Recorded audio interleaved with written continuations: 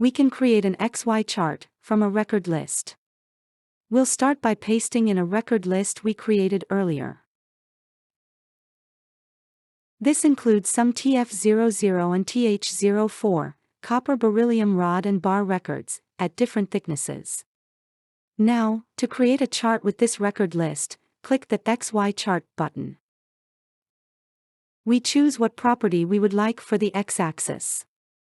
The properties are grouped by layout heading. All numeric properties are listed. Click on the property name and click Continue to confirm. Choose the y-axis in a similar manner.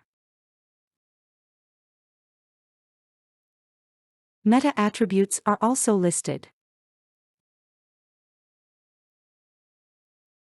Click Plot Chart at the bottom of the page. This chart shows us that the yield strength of one of the grades varies with thickness. Clicking on one of the bubbles reorders the materials in the legend to bring that record to the top.